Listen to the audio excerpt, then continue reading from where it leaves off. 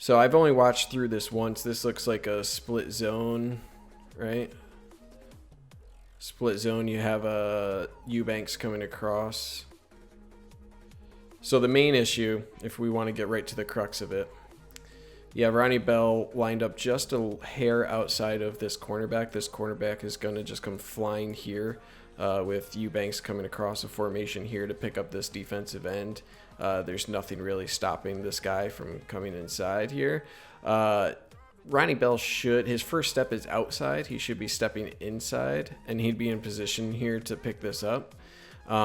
This first step just gives enough room for this cornerback to get inside there. And you'll see here, that first step right there from Ronnie Bell, it's outside. It's not forward, so it's slightly to the outside here. He's not expecting this guy to come in to like break inside like this, which I don't know why. But that's it, right? That guy gets through, and there's your play. Otherwise, it's relatively well blocked, right? If we look on the other side, right tackle, right guard, blocks picked up here, blocks picked up here.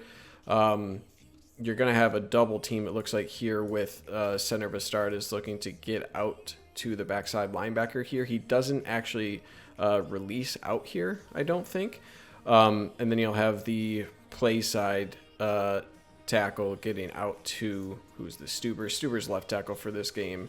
Who's right tackle for this game? Anyway. So you'll get this linebacker. He'll correctly get picked up. This guy won't get there because Vistardis wasn't able to release off of this double right here. Then you're going to have Eubanks coming across, picking up this defensive end. So by the numbers, you should be good, right? Because you got 1, 2, 3, 4, 5, 6, 7. And then you got 1, 2, 3, 4, 5, 6, 7. 7 on 7 in the box. You win that if you pick up those blocks, right? The issue is Ronnie Bell, obviously, and then that linebacker would be there. You see Vistardis trying to get off that double to the backside linebacker. He's in the hole as well. So this guy actually comes unblocked here. That's because this double, they couldn't get off of that to pick up this backside linebacker. He's able to flow to this play. So even if this cornerback doesn't get there, running back's doomed right here. This guy's in the hole waiting for him. Only like any cut out here, and you have this cornerback who's coming down. Any cutback lane here, not really, because this guy surely probably falls off. He would have leverage as well. So is doomed from the start. Ronnie Bell has to do a little bit better there, just knowing the tendencies of the cornerback blitz heavy Hoosiers here. But this play was going for maybe a yard just because of that backside linebacker being there as well. So not great. All right, next play. On 2nd and 10, they swing it out. Here's Giles Jackson, who gets thrown down in the backfield by the... Nothing here. Nothing. Rough start of the game for Ronnie Bell. All right, so I think they actually read this correctly. And I don't even know if this is a read or not, right? Because if we're going by box numbers again, you have 1, 2, 3, 4, 5, 6, 7 in the box with 1, 2, 3, 4, 5, 6. So this is just a straight up numbers, right? If Michigan is running this run action against this front, you're losing in the box because you're 6 on 7.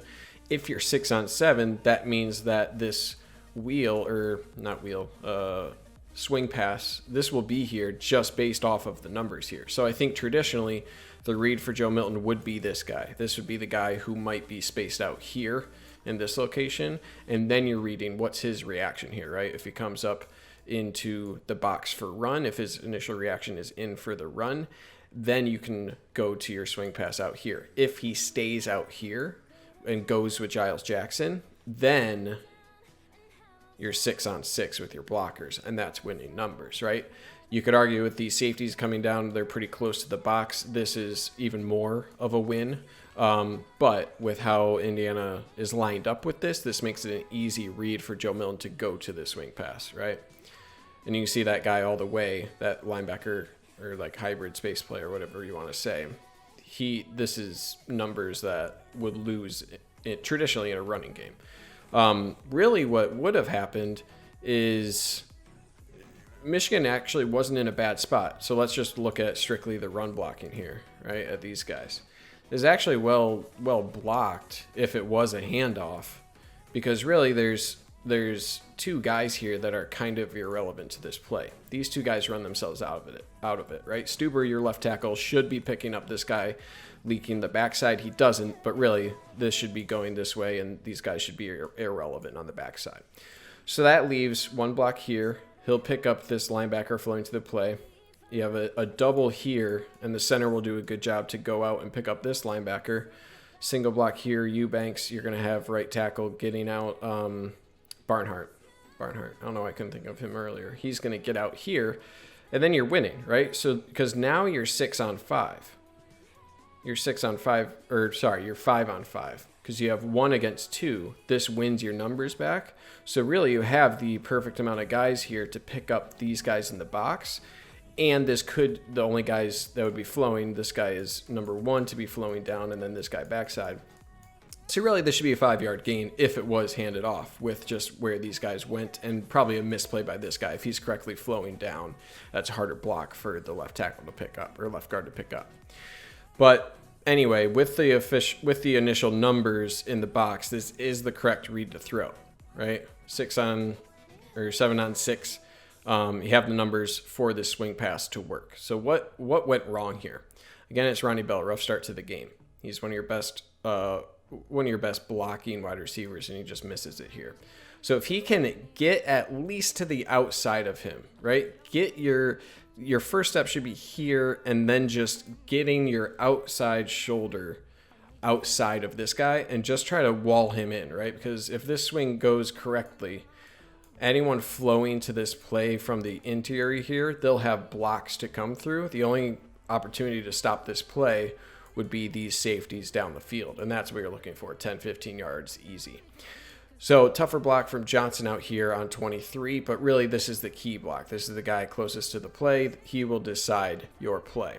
So the issue here is that guy fights to the outside of Ronnie Bell, and right now, instead of Giles Jackson having a clear spot to the outside, again, imagine if Ronnie Bell turned his guy inside here, right? If he turned his guy inside right here, this safety who's flowing to this play right here, he would have to try to work outside of these blocks. That, it's not a guarantee for Giles Jackson, but if he is full speed, this is tougher traffic to work through for the safety. Instead, since this guy, and credit to the cornerback, he's able to fight through this much, Giles Jackson has to wait. And him waiting, that gives so much time for everyone to flow, right? He has to wait and determine, do I try to go outside of this or do I cut up? He decides to cut up, but that's exactly what you don't want. You're giving a free path to all these guys to this play inside here, and you're completely kind of negating what happens out here. Instead of, this is your golden zone, this is where you want to be, this guy eliminates that because he's just flying upfield. And Giles Jackson eventually does decide to go outside, but he waited just long enough. You can see catch waits, he has to decide, and that gives just enough time for that safety to come down and make a play. So if this is blocked a little bit better from Ronnie Bell, even if, honestly, even if he washes him out completely, so if Ronnie Bell realizes, wow, I lost this, and just lets this guy fly upfield and at least just goes with him, that at least gives a chance for Giles Jackson to cut up and around and try to dodge this guy. But given his indecisiveness right here, now it just doesn't make this a winning battle for Giles Jackson. Like I said, Cornelius Johnson on the outside, that block doesn't even matter anymore. So good play from number 1 out of Indiana, but missed opportunity, and you got to feel that Ronnie Bell has to do a little bit better there. All right, bear with me. I'm going to render this next play real quick.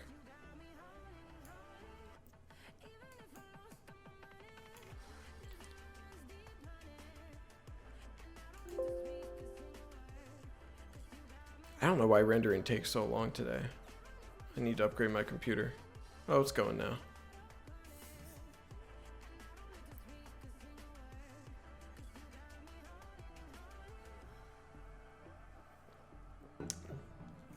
You can see my green screen isn't perfect. It's all kind of grainy. Here, I'll actually move this over. Oh wait, you don't even have that to look at.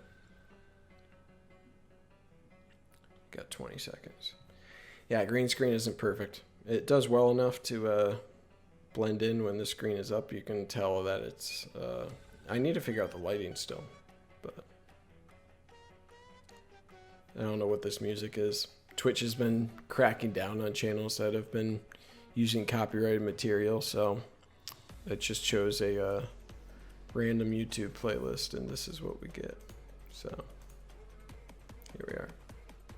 I see like 6 people in the chat though. Welcome everybody. Sorry you're staring at a black screen. I promise it's about 10 seconds. All right, I can't do this music. I can't do that. That was really bad. That was bad music, man.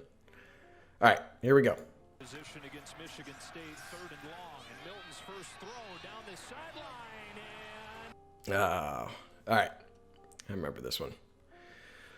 Okay, let's look at the pass protection first. Michigan keeps in 5, a little bit delayed route here from Charbonnet out of the backfield. How did they do? That's a little bit, you got to do a little bit better if you're Vistardis there. You got a little twist from Indiana. This guy's going to go this way, and this guy's going to loop around. Vistardis has to pass this off a little bit better before picking up this defensive end who's looping around. Everyone else does fine. It's a relatively quick throw. Second read, it looks like, for Milton. At least he's looking out this way. I don't know. Actually, you know what I think? He's looking this way to try to get this this safety off of this in the cover 2 here. So he's trying to not sell where this is going, right? Because if he looks this way immediately on this kind of stutter and go route from Johnson, if he looks right away, that was weird. Why did it do that? That was really weird. If he looks right away over here, then this guy is going to break here much quicker. Where if he's looking this way, I fully think that this is the first read here. He's just looking this way to bait this guy to move this way before breaking. And this is what they call the cover 2 hole, where you have this guy breaking late over on this. This guy will be playing up too much. So then you have this space that you want to be throwing to. So I think that's what Milton's looking like. Again, with the twist, Vistardis needs to do a little bit better there to pick that guy up. Also, man, right guard just gets absolutely demolished there. Who is that? Who's playing right guard today? Hold on, I need to look this up. Am I crazy? Michigan. I'm really bad with numbers. I want to make sure I get it right. Oh, that's a true freshman. Zach Zinter. Yeah, Zinter just got demolished here. All right. Well, welcome to the Big Ten, right? But yeah, look at where he ends up. That's never where you want to be with a stunt. So, I'll give Vistardis a little bit of a break because really you need Zinter just doesn't even have the awareness here that a stunt could be coming in. So he doesn't even see this defensive tackle who's going to blindside him, get him off base. They're going to have both of these guys breaking in late. So that's on Zinter there. Vistardis could do a little bit better there, but it's a relatively quick throw. Everyone else is fine. So again, this just looks like a called fade route or cover 2 beater because you have just 2 verticals from these guys. And then you just have kind of a hitch here. So I honestly don't believe any of these were the target here. It was simply a look here and then throw. So looking at the route, it's a good route. Cornelius Johnson does well to get outside of that. He's looking back at the ball at the right time. If there was a time for a zinger from Milton, like a high ball on a rope, this would be the time. You could argue maybe he threw this a hair late. Like maybe, but I think it's more just the trajectory of the ball. I think the ball just has to be thrown on a little bit more of a line. What's up, Wolverine Maniac? Good to see you. Welcome.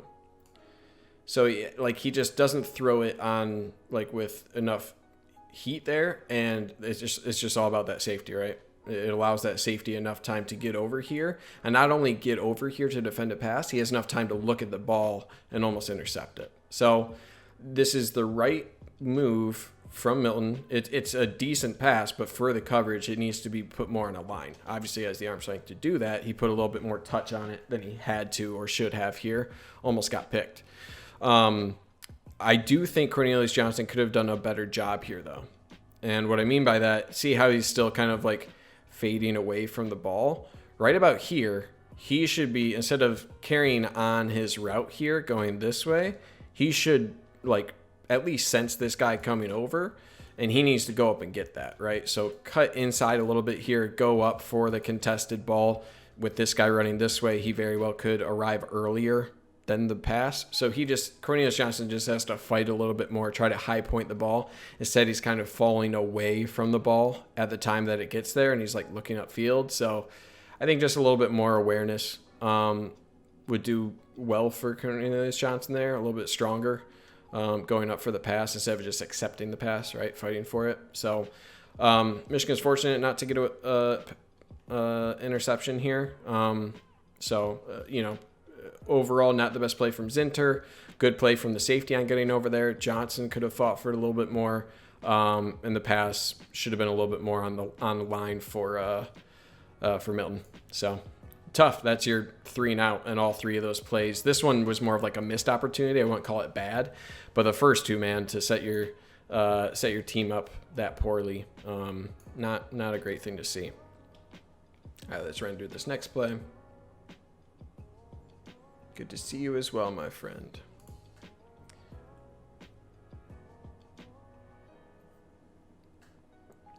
Yeah, I tried to render all these plays ahead of time. So what I do, I go through, I take notes on game day, and then I write down every single play, and then I go through, cut the play, do the little like forward, reverse, and then put on a timeline just like spaced out in the order of how they went throughout the game, and I mark it on my game notes of good play, bad play, and whether it's notable for review or not.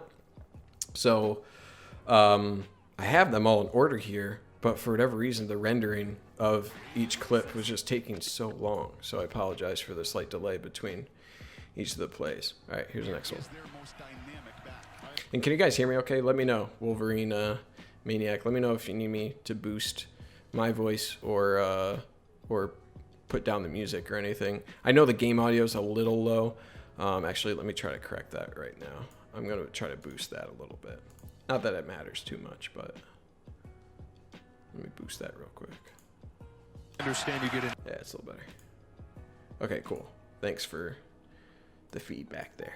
All right, where we're at. 2nd and 7 in the first quarter here, down 0-7. The year is their most dynamic back. I understand you get into mixed up. Like 48 players of the year. He loses yards. This Brutal, man. Another corner blitz. And the first thing I want to look at is Michigan is just not well aligned for this, right? How can you reasonably expect Roman Wilson, a true freshman nonetheless, but any wide receiver in this position to cut off this guy who's just screaming off the edge, right?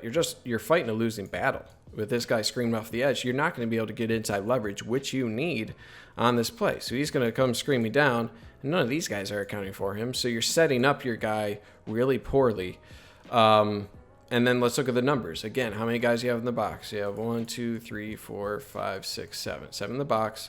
1, 2, 3, 4, 5, 6, 7. All right. So with this extra guy, obviously this wins the play, but you do have numbers here. So let's look at the overall run design here. Looks like just kind of a stretch, like outside zone. So let's look at what happens here. Right tackle 71 gets beat badly. That's the guy who ends up. I think this is just a stretch play. You could just call this stretch, right? Or maybe it's split zone. Interesting. Okay, so they're sending fullback Mason across the formation here on the defensive end, and I think that's to try to throw. That's definitely to try to throw off the linebackers here to set them up this way if they're reading the linebacker. But then everyone else is just flowing this way, right? We'll look at the individual blocks, but this is the play design where you have Mason going this way to try to set up the linebackers this way, and then that gives enough time for, you can see the first couple steps are to the right side. You get some depth and get around trying to get this outside lane free for the running back here. And with this motion from the fullback, that gives enough time for any of the combo blocks for these guys to get to the second level after these guys say, oh shit, it's going the other way. Then when they start breaking this way, your linemen are already out here to get the proper leverage on these blocks. So that's the play design. Backside, nothing really to talk about, nothing really notable. And when I say backside, I just mean like Vistardis has his guy okay. You'd like to see his head on the other side here, right, to edge him off, but he's doing fine. Right here, it's fine. This linebacker's flying up. He's not getting anywhere. Fine. Doing okay here, but Mason is just a decoy. So the really key block here is this combo between Eubanks and Stuber. Is 71 Stuber? Sorry, guys. Music is low. That's okay. 71 has to be Stuber, right? Am I crazy? Yeah, it's Stuber. I thought they had Barnhart in at the left tackle? Man, I'm all mixed up with all these injuries. Okay. Where was I? So yeah, that combo block right here. Stuber and Eubanks. Eubanks tries to fall off to get to the linebacker here, right? You see this linebacker cutting inside right here. Eubanks is trying to get off of the combo block and then pick him up. But Stuber just loses this. You can see he's already lost about half a yard here on the combo. That should never happen when it's 2-on-1. You should at least be getting half a yard of depth, not losing that much. And then Stuber just loses him. I think his feet stop moving. If you look at Stuber's feet, they just stop moving. He loses all leverage. And yeah, I just think he loses the hand battle here. I think it's a good job from defensive end to disengage there.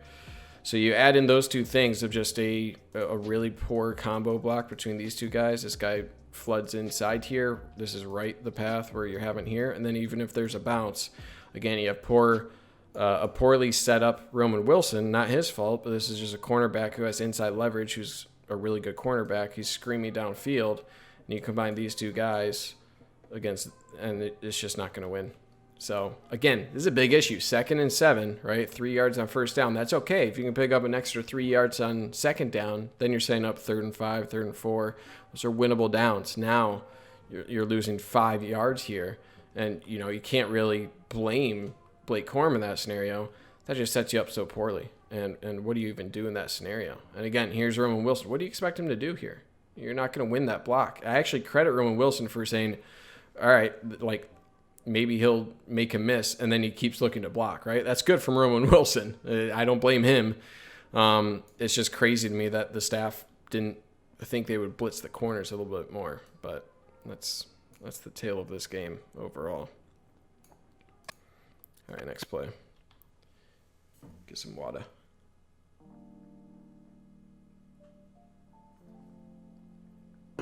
It's a good little mix, though. Good, lo-fi. What else we got in the chat? Lurks the bird. Let's do this. Welcome, everybody. Got about 10 seconds left here. Man, I don't know if Mertz is going to play for Wisconsin or not. It's kind of crazy that he'd be sitting out for a couple weeks and then he's just back to play against Michigan, but we'll see. It's going to be crazy. All right, next play. What was this, play 5? Will dictate this call. On 3rd and 5, they bring 5. It's picked up, giving Milton time, but it's... Oh, I remember this one. All right, protection is actually pretty good, I think. All right, let's look at protection first. Yeah, they send 5. Cute little twist here. They're going to just boom, boom, boom. And then this guy's going to try to cave in this way. You're going to have a loop around from this big old boy.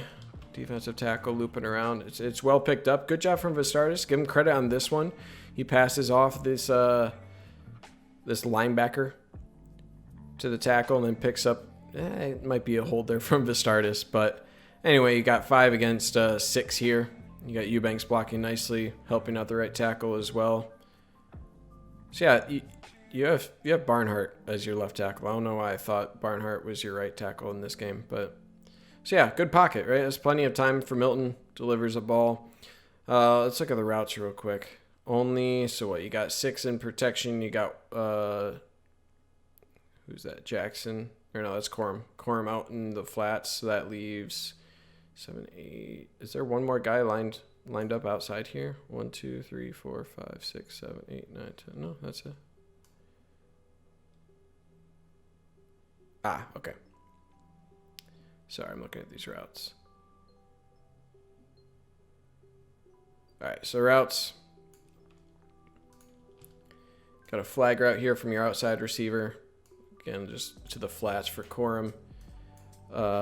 Inside guy here, just going to run a sit route right around the first down marker. And then we can't tell what Cornelius Johnson is running. I'm guessing he probably runs like a post pattern here. That would probably make sense to try to get this safety out of the way as well.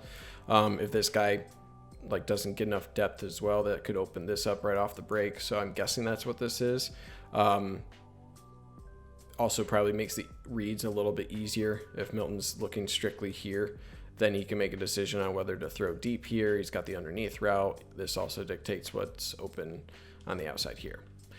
Okay, so it does look like his first read is probably, I can't tell where he's looking. He's probably looking at this guy. Seeing where he gets probably, and then he shifts from that safety over to this linebacker. I think this guy right here. And if he throws this ball now, right now, then this is a first down, right? 3rd and 5, boom. Should throw that ball. Giles Jackson is sitting right here in the middle of this zone. Boom, that's a completion. If this ball is thrown right now on his break, there's no way that this linebacker gets over there this quickly. Milton has a pretty quick release. If he throws a bullet in here, I'm pretty confident. And he can probably throw it like maybe a little bit behind him where Giles Jackson is coming right here. If the ball is just like a little bit behind him, he should be okay.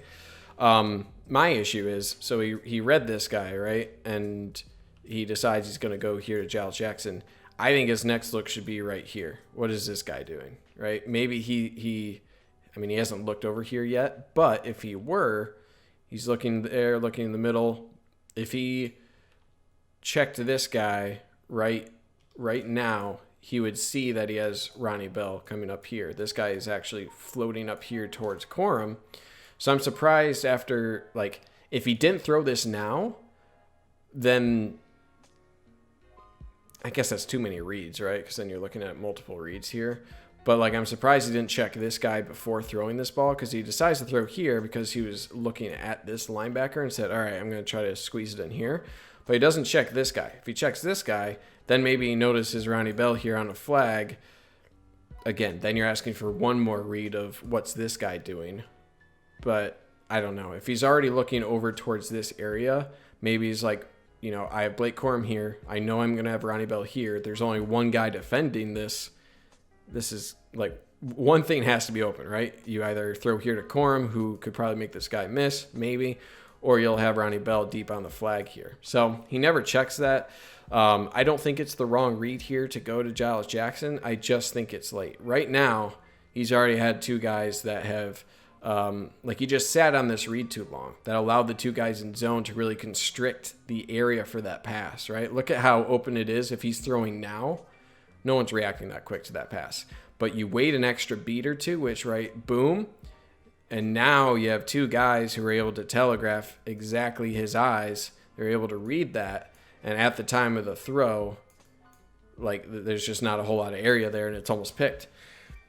So this flag route does look a lot more open than it actually was, because this guy still was gaining depth. I just think there was still a window because this guy was floating up as well. So I don't think it's the wrong throw. I just think this is a little late. Look there, come off, boom, throw now. You got lots of room there to throw that in. He waits an extra beat, and that gives enough time and probably should have been picked off. But I liked Milton in this game. I did. I think he showed a lot of good things. They relied on him a lot this game with, 18 carries, 13 yards, something insane. You're just not going to win with those numbers on the ground. So to depend on your quarterback in his, third start ever, he did pretty admirably for that. But man, not including him on the run game, there's not a single quarterback designed run that I'll be covering in this because they didn't exist in this game.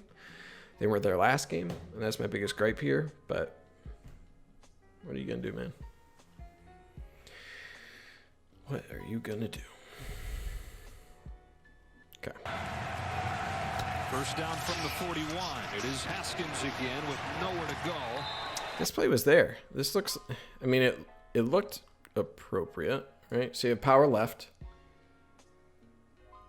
Good initial block there. And I like Haskins is really patient runner. And with how young this offensive line is, you need to have some patience there. All right, I immediately see the issue. All right, so let's look at the non-pullers, right? Okay, I'll set this up for you guys. Non-pullers here. Left guard. Hold on. All right, let's look at the non-exciting guys. All right, I'll preface it with that. Right tackle right here, fine, on the backside. Center of Astartes, he does well here. Oh, I hate when it does that. I don't know why I did that. Okay, there we go. Right here. And then, what is this? Left tackle, he does well here. Yeah. Yeah, he does well here. And then Eubanks is going to come out on this corner. He picks him up well. All right, so let's watch those four guys. Those are the four guys that aren't going to the second level, and they're not pulling. Main thing here is just don't let these guys to your inside, right? The play is headed to the left side here. 52 especially does a really good job. Barnhart, left tackle. Watch Barnhart's movement here. Not only does he get some push here, he turns him this way. And that's what you want from all these guys. Ideally, if you can push them this way, form this, that's going to kind of form this wall. This is the path that you want this play to be going with your pullers. Eubanks is good on the outside as well against 23. He should win that block, but it's in space. That's fine. If 23 wants to run up like that, if this play is, if he's running up here and the play is going how it should, this is plenty of room for Haskins to make it work. So I'm totally fine with him forcing 23 upfield, even though it's not a block, it's a shadow block in that case. Okay, let's look at the pullers here. So everything's looking good so far. Pullers do a good job as well. So good job from Filiaga, and they really like Filiaga. Or no, that's not Filiaga. No, that's Filiaga. Right? No, that's Zinter. Zinter with the pull. Man, 65 and 66. They had to choose the close numbers for the guards here. All right, right guard for this game is Zinter. So Zinter does a really good job coming across on his pull. He's coming here, and he's going to kick out this guy coming up, and he gets a good pop, good initial pop on that guy. And he creates a lane there, right? So it does force Haskins to redirect a little bit, but that guy's screaming upfield. You can't really expect more from Zinter there. He does a good job, actually gets that guy off his feet. So Zinter A+ there. So that kind of, you can see this wall forming, and this is partially because Barnhart does really well. Good kick out here from Zinter, and that gives this lane for Ben Mason to come across formation. His goal is just take out the first guy you see, and that's this linebacker flowing up. Right, so he actually does a good job here. Ben Mason, boom. Like, it's a little bit constricted. You'd like to see him get a little bit more pop there. Good job from the linebacker to load up and, just kind of have that awareness to plug that hole. But, again, if you strictly look at those two blocks, good movement from Barnhart, decent enough block here. There's enough room for a guy to get through here. And this is good, man. You got this going well here. Nothing else, like this guy's not going to be a factor. So the issue here is Filiaga. And Filiaga is releasing from the left guard spot. He's releasing right here to this linebacker. This is it, right? This guy's going to flow up. This is Ben Mason's responsibility. Pick him up. If all other blocks work out and this block gets here from Filiaga, this is a big play. Issue here. Watch Filiaga's head. Why? Why is he doing that? Like, I don't know, man. You know where the play is going. If you're the defense, you know where the pulls are looking. Like right now, that linebacker knows to flow to his right, to Michigan's left, right? So I don't know why Filiaga takes this route that is so far this way. He should be getting straight up field, expecting these guys to be flowing this way, right? Instead, he cuts way too much across this way, and the only thing he can do now is reach. And reaching against a linebacker, you're either getting a hold or this guy's going to beat you. And it's probably a little bit of both on this play, where look at that arm come across, right?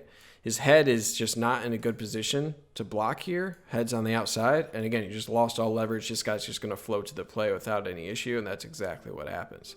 So you definitely could have been called for a hold there. and the guy makes the play. So again, if you erase that, just pretend like this guy doesn't exist right here. Pretend this guy doesn't exist. This is well blocked. You got the kick out, you got the pull, you got a hole right here after the redirect. If this is well picked up, imagine that the appropriate path was taken here from Filiaga, and he is right here blocking this. You're gone. This guy just cut up field. You're gone. You have a safety maybe deep. But man, that just shows you one block, right? And that guy makes the play. Yeah, you do have the safety coming down, so you'd have to make something happen if you're Haskins. But even so, man, that's tough. Filiaga's got to do a little bit better than that.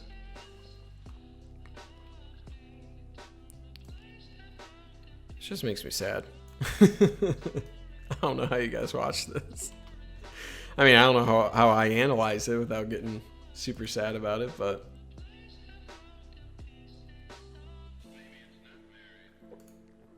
it's brutal, man. It's not easy to watch, because in the other cases it was like, oh, if Milton had just thrown a little harder, if we're like, that's just an execution thing, and this one again was just an execution thing.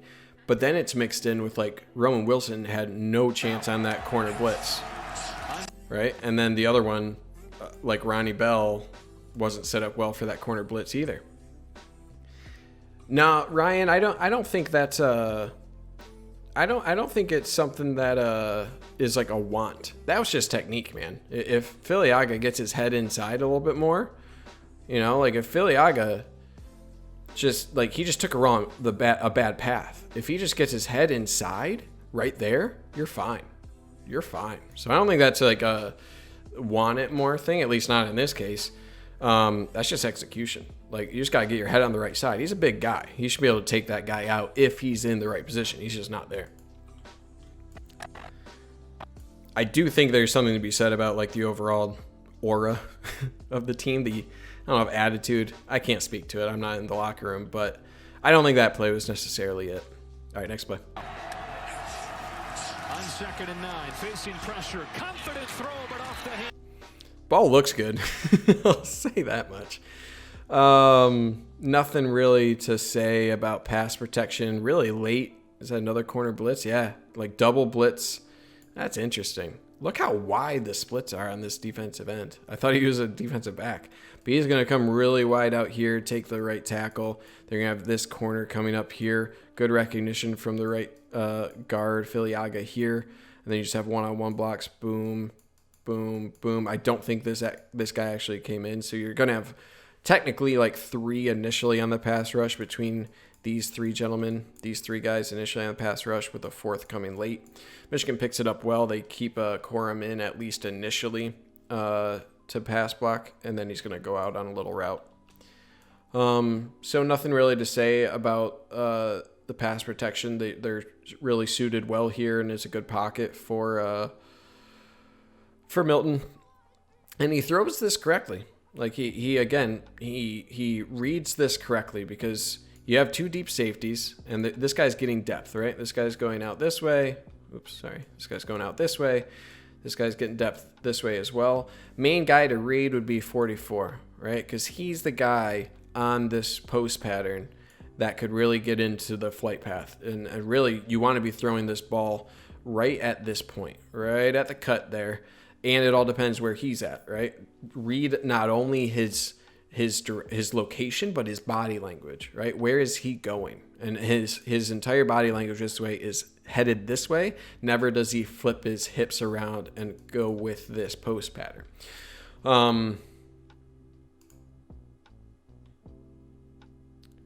Do you send these in to them? No, I don't, Loubird. I don't. Dude, if they don't know this, if what I'm saying is news to them, then we're in deeper trouble than I already think we are. Okay. So looking at the route combo, I haven't looked at the route combo. Let's look here. Flat route. Okay. So this is what's actually being thrown right here, this post pattern. You just have kind of like a shallow cross here. Eubanks is coming across into the flats here. And then you have what looks like a outside, kind of like a fade route here on the outside. Again, this is the first read, and I think the eyes for Milton the entire way are on 44. This is your key guy. He knows the safety's getting depth here. This guy's getting depth here. He's going to be on the outside, probably on one of these two guys. So really, this is 44 is your guy. So let's look at the eyes of Milton. Maybe he's looking at that safety, right? If I'm reading this right, it looks like he's probably reading the safety.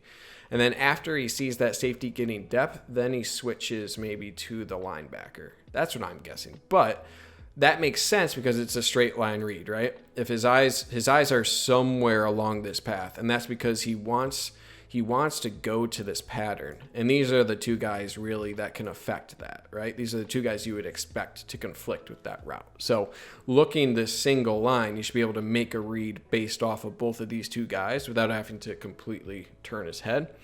So that's what I think. Again, maybe I'm wrong. But right now we should be throwing that. And why do I say that? Because nothing about that safety you see number 1 at the top of your screen. He's getting a lot of depth. He's not going to be in position right now really even to defend against this post. So if he's shifting to 44 right now, again, what I say, not only his position, but his body language. Because if he is faced towards Milton, he's in a good position to defend against this, right, at this cut. But he is headed this way. His body's in complete the wrong direction. He's not able to likely even see this pass at all. So Milton should be ready to throw this ball right now, like right now. Instead, he waits an extra beat. And he waits an extra beat because he has to see the guy make the cut. I think he's like a little bit hesitant there, but he needs to trust that this guy's going to cut right there at 8 yards. Instead, he waits to see the cut. Instead of throwing right now, right behind 44, right? He should be throwing this right here, right on the back of this guy. He's not going to be able to see this. Instead, he waits an extra beat, and that gives enough time. Him waiting that extra second gave extra time for this safety to come up and this guy to come down. But even so, even if I think it was a little late, it's not bad. Like if this is an accurate pass, it's totally fine. Like sure, he might get lit up. That's the difference. If he throws it early, he catches the ball right here and can either go down safely or maybe make a cut and make something happen. Now he's going to get lit up, right? And it's just a matter of where's the ball. Ball is just happens to be a little high, but it's the right read. It's just a little high. You could argue he should come down with that, but I argue it's a little bit late of a throw. Obviously, it's high. That's a tough catch. Henning, yeah, he might be able to come down with that. That's a tough ball, though. But overall, correct read. Just has to throw it out, trust his receiver a little bit more, throw it a little more accurately lower, not throw a... I think that's what they call those hospital passes, right? Send your wide receiver to the hospital. So, again, I liked Milton in this game. I thought he played pretty well. I don't think he was set up really well. They had to rely on him a lot. What did he throw, like 50 passes or something? Just a rough start to the game. Michigan was 0 for 6 in the first half on third downs. And, this is, I think, the first third and manageable that we've seen so far, and it's just not a team, not an offense that I think you can confidently convert from third and long, and them getting out of schedule from their quarterback runs is just mind-boggling to me. I don't know. I mean, when it's third and 12 consistently, it's harder to rely on your quarterback run, but I think they should have used it more to set themselves up better on first and second down. But they just had to rely so much on Milton's arm, especially on third downs overall. Milton throws incomplete. It still hurts. I wasn't ready for this one. I wasn't ready for it, man. Like, it hurt just as much on this day. Okay. Ooh, the Stardust gets beat bad. Credit Milton for throwing this quickly. Oh, you hate to see it.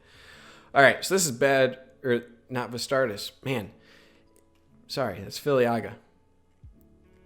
Filiaga just gets beat bad. Filiaga's been having a rough couple of games. He did not have a good week last week. And really, there's no excuse on this one. I don't have the behind the... Actually, is this the right angle? I don't have the angle. So I don't know why Filiaga is so out of position on this one.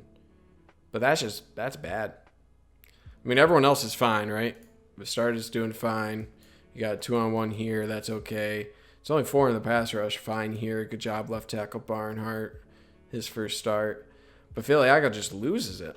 I don't know if his first step is wrong here. Hand placement. Oh, it looks like a good rip move from the defensive tackle. Wasn't expecting him to rip in there. But, I mean, credit to Milton for standing in there, delivering this pass with that guy right in his face. But got to do a little bit better than that, Filiaga. Lots of routes on this one, right? Looks like 5 sent out on routes. All right, bottom of your screen, what do you have? Cornelius Johnson on like an out route, kind of a smoother, not really a like cut here. You're going to have like, what is this? I think like a stick route where this guy's going to stick his foot in the ground, then come back inside here. And is this Corum on the outside? Maybe it's Henning. He's just going to come across here, and I think he's just going to sit there, right? Yeah, it's Corum. They have Corum out there. He's just running like a crossing route. So Milton doesn't even look over there. No one was really open either. You could argue right here. Actually, I think this is Ronnie Bell, and this is Johnson. Regardless, it's not looked at. And then you just have 2 like quick little out routes here. It's essentially just get to the first down marker and turn, right, for these 2 guys. And you're going to have Eric All. You know, credit to him. He runs a nice route. Runs out there, gets some contact, gets to the sticks, turns, and then I feel for the guy, man. It's tough, right? Like, I'm not trying to dog on him. This isn't the best thrown ball either. And actually, if we back up, you can credit this to, excuse me, credit this to Filiaga.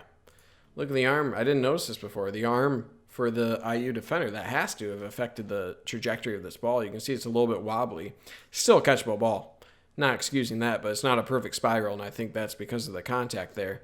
But my issue is he dropped it, but my concern here is more of how he dropped it. He didn't even get a hand on that, right? Like, it just hits his chest and falls, so it's not like, oh, he like turned up or, you know, I don't know. It just doesn't seem close, you know, like you'd expect him to at least get his fingers on it. So for it to hit his chest and fall without him like having a grasp at it or a semblance of a grasp, that's like a little worrisome. Hopefully it's just mental. But, man, that's a killer. Again, we go back. It's third manageable, right? Third manageable, and then you have that kind of drop. That's just, oof. Oh, that's just a killer. That's one that I say, like, it hurts the soul. Like, I don't know why I say that, but, like, I felt it again. Go Blue Schoolboy Nell. Yeah, I mean, Eric All is like a really intriguing prospect. If he can put it all together, which is strange because, like, I know a lot of preseason chatter you can, like, chalk up to, like, you know, they're trying to build someone's confidence. They're trying to get someone to play up to their potential. But Eric All's profile was also, like, this guy catches everything. Like, so it's not just from the staff, like, trying to hype this guy up or build confidence.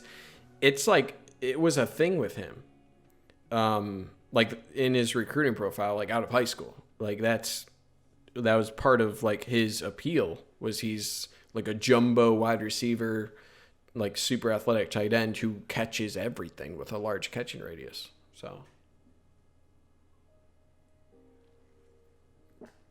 it's gotta be mental. I mean, he's still young. Clearly the staff likes him.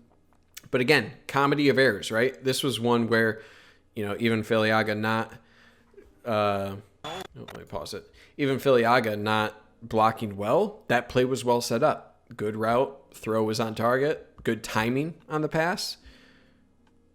The defense didn't, you know, sniff that out earlier. So, like, everything was there, and then you just have a drop. So it's one thing or the other, whether it's like a bad play call, a good play from the defense, or just missed execution. And it's just like, I feel like a broken record is just like that over and over. Indiana bringing pressure, in trouble. Yeah, this one's tough. This one's tough. Good angle on this one for the replay. Yeah, so this one, you got to think this one's on. Again, this looks like to be on Filiaga. So let's back up on numbers here, right? Or let's go on this view real quick for the numbers. So realistically, you have these 5 rushers, right? Maybe a 6th if you count this guy. Maybe this guy if you think they're going crazy, right? What they actually send, yeah, they do send that linebacker. So to me, this guy isn't a realistic option to be blitzing, right? If I'm the center, and I'm trying to count numbers here, I'm not going to count this guy as a potential blitzer. This guy's maybe, right? This guy's, especially with what his movement is, this guy's maybe going to blitz. You could argue either way. Maybe I'm, hindsight's 20/20.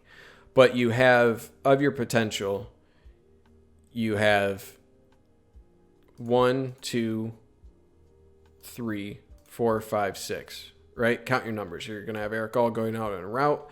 So you have 3 on this side, right, to account for anyone over here. And then you have 3 on this side as well.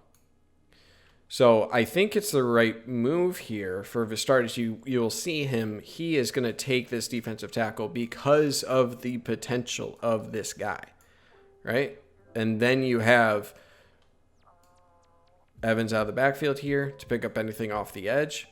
And then you have 2 more guys to deal with. If this linebacker comes down, you'll have that. And then you'll have this guy deal with this defensive back linebacker. I don't know who this guy is. But anyway, so that sets you up fine here. And then you have, again, 1, 2.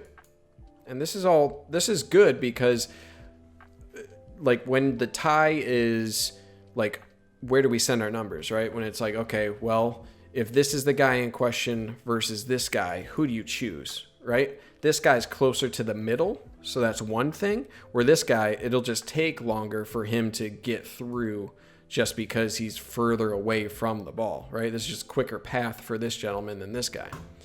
Second thing about this is to Milton's play side. When Milton is reading, whatever he's looking at, not only does he have more of the field over here, he's likely to be reading this side. If this guy is coming crazy off of a blitz, he's going to see that, where this is from your blind side.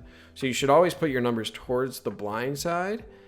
And, what's a quicker path to the quarterback, and that's this guy compared to this other linebacker. So I think the numbers are correct, and I think Vistardis probably called that out. So he does a good job picking up this defensive tackle. Right, this defensive tackle is coming across his face here, and you're going to have Vistardis pick this up, block here, all good. Right side, boom, that's exactly what we want. Left side, you're still okay.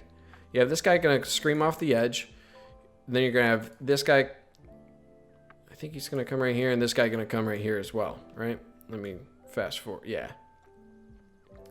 So the issue here is twofold, and you can't really blame Evans because Evans, I don't know if Evans sees this guy here, but really you're going inside out, again, inside, quickest path to the quarterback, take him out, and then, outside guy, if he's there, he's there. So the issue here is it's actually a decent job from Filiaga. He passes this defense tackle across his face, and you got a block here from Vistardis. So now I think he has to do a little bit better to stay connected here to Barnhart. And when I mean connected, look at all this space. This is just really easy target for this guy to occupy 2 people, and that's exactly what he does. He's going straight for the middle of those guys just to get them both occupied for this linebacker number 4 behind him to come in free. And that's exactly what he gets. Boom, you've lost if you're Michigan. You're lost. And I think that's something that Barnhart has to recognize a little bit more. He followed his guy a bit too far, right? If he stays right here, but again, I think Filiaga should be recognizing this a little bit more and picking him up to make Barnhart's job a little bit easier. So both could have done a little bit better. Barnhart, I think, probably might deserve a little bit more blame here to pick up number 4 on the blitz. And then Chris Evans doesn't do a good job here, but he's fighting a losing battle either way. He actually pushes number 4 into Joe Milton. And again, you're just that's a losing battle. And Milton's running for his life, and his life is not there anymore. Looking at routes, so there's nothing really to like note here other than these are longer developing routes. Again, Sainristil was the only guy really open, and not even open, but like done with his route. Giles Jackson coming across on a post, it looks like here. But nothing was like particularly open, and none of these routes were really that quick. Right here you have Eric All. He's running like, again, like an out and up. This might have came open late, but by the time that the pressure was getting to Milton, it was game over. So Milton didn't really stand a chance on that. So Pass Pro's got to be a little bit better than that. Thanks, Spoon Jammin' TV. Thanks for stopping by. This will go up on YouTube. Hopefully. Thanks for everyone who stopped by, though. But yeah, what time is it? It's already 10. How long have I been going here? I should be able to tell that, right? Probably about an hour or so. We'll see. I want to get to defense as well. I think there's probably a lot more defensive clips that I have than offensive. But I think I only have probably like 5 or 6 more offensive plays to go through. We'll see. We'll target 10:30, hopefully, for defense. Oh, we got a lot more offense. All right, I'm going to try to pick up pace.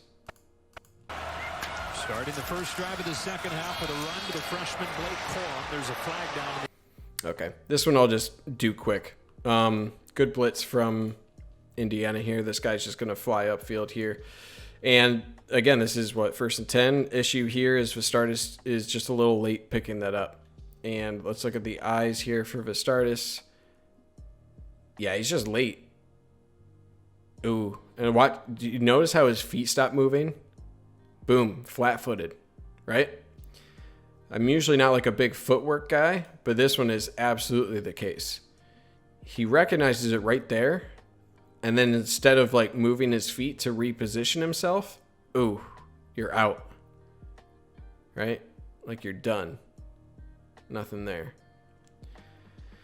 So that's the issue here, right? Regardless of where the play goes, like that's just not going to work. The other issue that you could point out is after this double here from Stuber and Zinter. Zinter's supposed to disengage and get to this linebacker number 4. He doesn't. So even if Vistardis does pick this up and gets him out of here, this guy's still flowing to the play. With this blitz as well, though, it makes it really tough for Zinter to cut across. This is quite a bit of space for him to get after the double, and he just doesn't. So I think this play was kind of doomed regardless. But, yeah, I don't know. And I don't know if this is a true read or not for Milton. Looks like he might be reading this guy. And if this guy stays, then you hand it off, right? Because that'll give you numbers in the box. Technically, Michigan does have numbers in the box. 1, 2, 3, 4, 5. Excuse me. 1, 2, 3, 4, 5, right? So those are winning numbers. Issue here is Vistardis doesn't pick up his guy. Zinter never gets off for this linebacker. And this is just a tough job for Zinter to do as well. So, yeah, he just doesn't... Ooh, is this defensive holding possibly? I mean, it's clearly offensive holding. But is 94 like holding on to Zinter, not letting him get off the block? Maybe. But it's offensive holding 100%. So I'm not complaining about the call. I'm just wondering why Zinter never fell off. And it looks like right there, right? Why is he like tripping? Right there. If you watch I'm looking right here. His like head goes down for some reason. I wonder if 94 like gave him a little pull, a little tug, didn't let him release. Because you can see the eyes for Zinter are in the right place. He recognizes this is who I have to go block. He just never is able to. So Zinter has to do a little bit better there. Vistardis just has to keep his feet moving. It's technique. Get over. Pick up that blitz. Might be a different play if both of those things happen. All right, next play. Like an hour, yeah. Yeah, I've been slower this time. Keep your eyes peeled on the Maize and Brew website tomorrow for a different kind of hockey. Oh, I ruined it. I was going to say different kind of hype video, but it's a hockey hype video. Never made one before. It was actually University of Michigan hockey, like the official account reached out. So that'll be coming, and that's why this is so late this week, because I was spending a lot of time on that a couple days. Haskins couldn't get going. This is another one that probably could have gotten called a hold, right? I can't tell. Maybe not. If anything, it might be a hold on Filiaga there, right? We don't have a good angle on this one. But this is, again, look at the down and distance. 2nd and 9. And it's a loss. Or at least it's, gain of half a yard. 3rd and long. That's what happens here. So it's inside zone. Doesn't even look like there's a read from Milton here. So this just looks like inside zone all the way. Yeah. What are the relevant blocks here to point out? Double. All right. Interesting. Okay.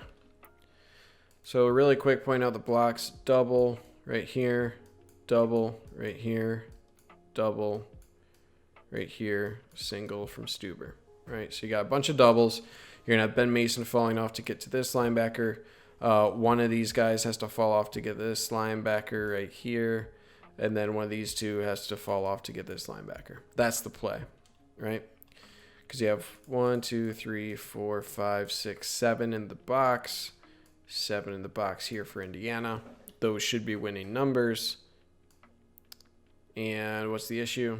Watch left guard Filiaga here. So good movement on the double, right?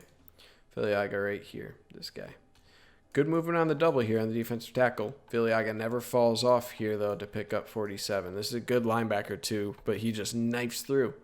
If Filiaga can get movement and get in here, but, that guy's flying up so fast. This is also what happens when you don't threaten the edges, right? If you're always running inside zone, you're never threatening anything, then you just get these linebackers who can just predict the run, and they don't set up your offensive lineman well. So actually, it's an admirable job. It might be holding. I can't tell from this angle.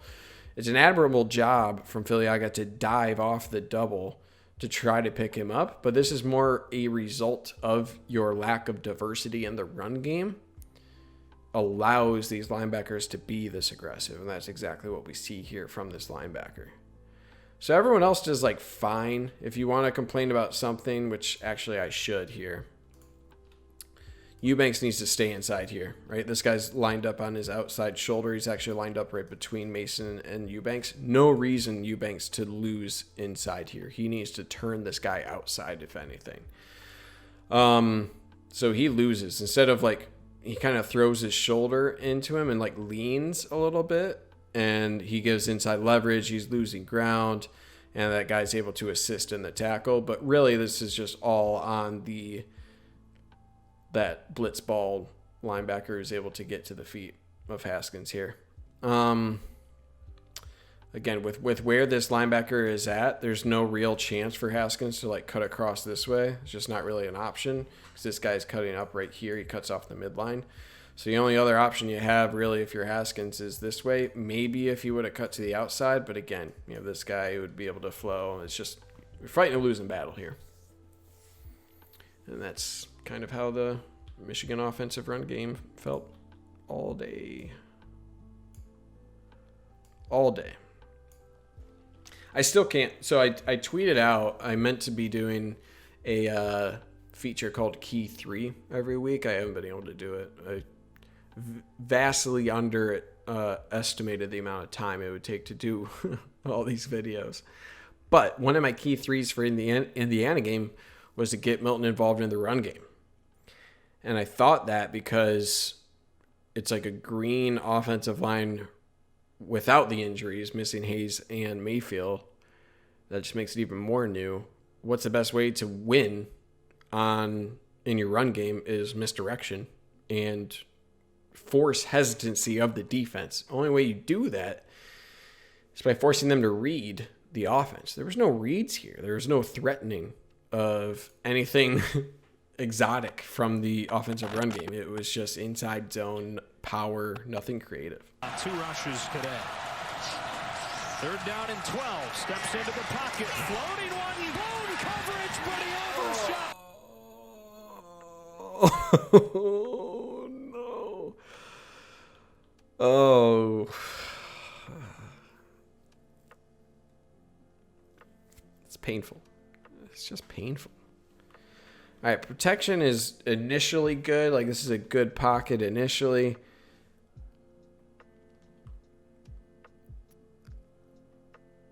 Ooh. Lucky this wasn't... Ooh, that should have been called a hold. How is that not called a hold? Hold on. You looking what I'm looking at? I can't tell. Is it... Ooh. Oh, that's what happens. All right, what I'm looking at. It's right here. Watch this double. And for me, there's no reason to fall off this, right? Why did they even fall off this double?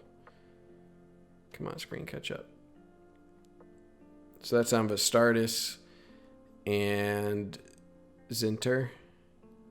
Zinter just abandons it at the same exact time that Vistardis abandons it, and then Vistardis just has to yank him down. That should be called a hold 1,000% of the time. And then besides that, it's an okay pocket. If that guy isn't pulled down, it's a sack. I don't know how they don't call that. But anyway, let's look at the sadness that is this pass. Route combo. Oh, he calls for it too. I didn't notice that before. This looks like a strange route combo too. Oh, I guess not.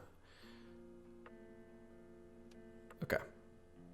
Sorry, I have to walk through it a few times. Out and up on the outside. Run to the flat here, and then 2 similar routes here. They're both going to be running kind of like a crossing route, but one is shallower and one is like a seam, like a deeper one. And that's just to play with the safety, make the safety commit. Or a different safety. I'm pointing at a different safety.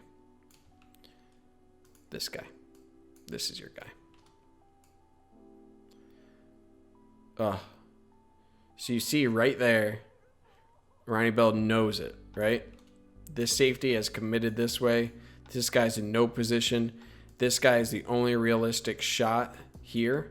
So there's a ton of green grass, and Ronnie Bell has just a ton of room there. And the issue here is he thinks that this, and when I say he, Milton, by the time Milton is throwing this, he's looking at this. He does correctly see that Ronnie Bell is running open here, right? He sees this, but he thinks this guy is coming back to cover here. So I think that's why Milton doesn't see this as like an easy home run ball that he can just loft up. He sees it as, oh, this safety is going to be there. I need to make sure I give, I throw an accurate ball here. But right as he releases, that's when, inexplicably, this safety is covering Johnson, where you have 2 guys here covering Johnson's one route, and this is why it looks so bad. Because the ball's already out by the time this guy is like, oh, I'm just going to stop and not keep going, gaining depth here on maybe a contested pass. So that's why I think this looks a lot worse than it actually was, but it still hurts, right? Even if that guy was there, his back is turned to the ball, you just need to loft this up. Nothing else to say. I mean, it's a miss, right? But I can understand with right there, what he's looking at. He doesn't get any indication here that this safety is not going on that Ronnie Bell route. He stops, but that's after the point of this ball. So he correctly reads it. It's just too far. Oh, there's another one, man. Another one that just hurts the soul to watch. It just hurts. All right, we got 5 more.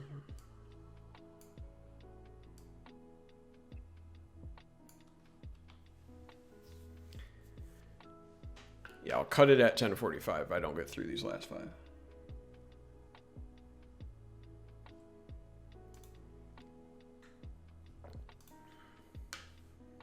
That's just brutal, man.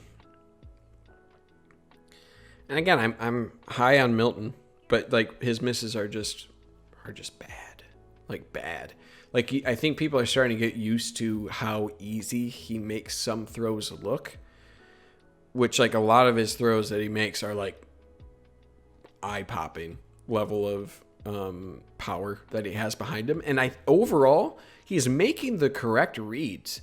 It's just that he's a second too slow on a couple of them, or he's just making throws a little bit tougher than he has to. But he's not making drastically wrong reads. It's just slight timing things. It's things that are just like slightly off. So that's why I'm still like encouraged by his play. He's one of the last of my worries on this team. Just too flat to throw, or it would have been 6. 8 of 19 today. Over the middle again. Incomplete. A shot that. All right, just as I say that, I don't think this one was the right read. Pass protection, fine. I mean, they're only sending 3. But if you look at the time of the throw, nothing threatening there. So, yeah, it's 1st and 10. I mean, it's hard to say exactly what he has here, right?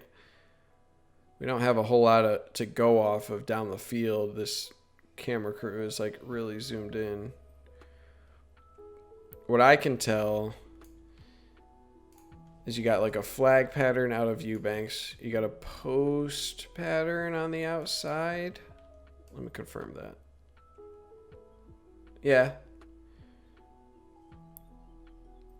Seam, sit. Okay. Sorry, I have to watch this a million times. Some of these route trees.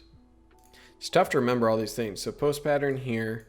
You're going to have like a little sit route. This is the seam that's actually thrown. Flag route. Yeah, post route, flag route. Seam. Like a little sit route here. And then out of the backfield here. Maybe a circle route. It looks like he's just coming towards the middle of the field.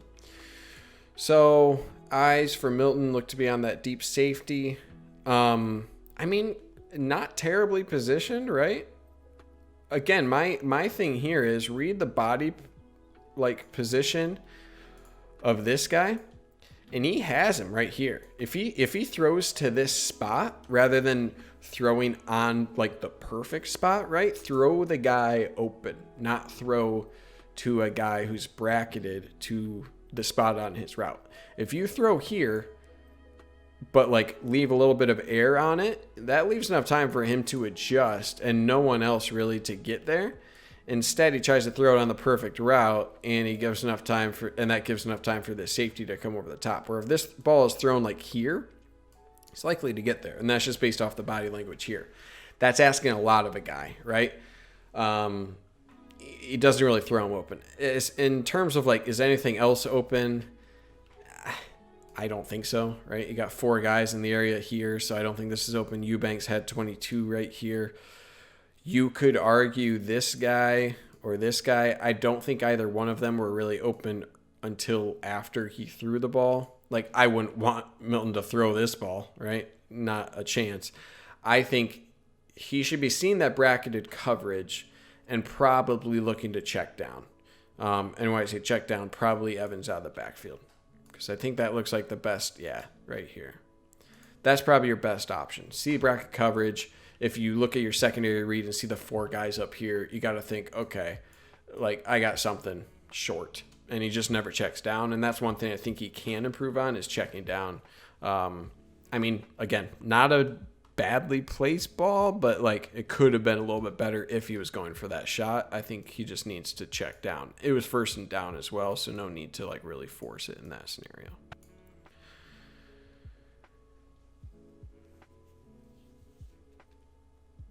Oh. But yeah, I have a hockey video coming out tomorrow. That'll be a lot of fun. It was a lot of fun to make. Michigan has 10 freshmen in this class. And like 3 or 4 of them are like top 10 picks, 3 of which are like top 5 overall. It's going to be a really good hockey team this year and next year. So yeah, if you don't want to watch football, There's another team for you. And basketball should be good. Next year's exciting too. A couple of 5-stars signed their letter of intent yesterday. It's exciting.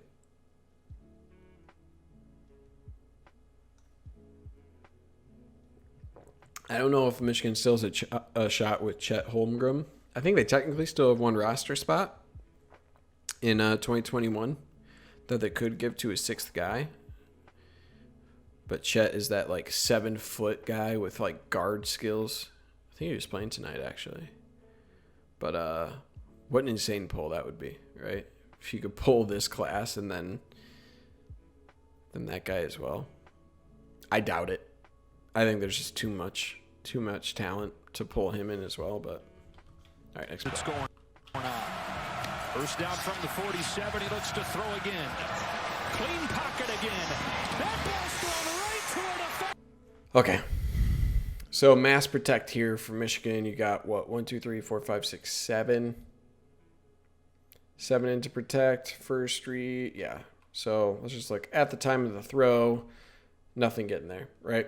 Perfectly fine pocket. Nothing of note there. Fine. You're in mass protect. It's not the worst decision for Milton. The issue here is... Yeah.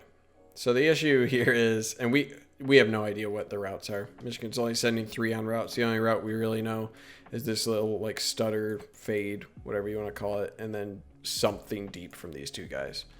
The first read appears to be out to this gentleman out here. If you watch the eyes for Milton, he's reading this guy, so he's probably reading for Giles Jackson over there. And then he comes off of it.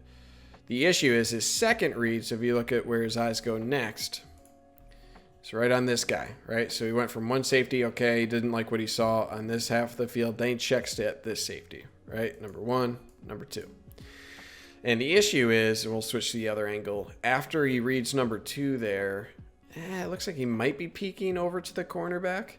But anyway, after his second read here, yeah, I don't know if his eyes ever get over enough to the guy who's right here, right? He's looking right to throw right here where Cornelius Johnson is going to be.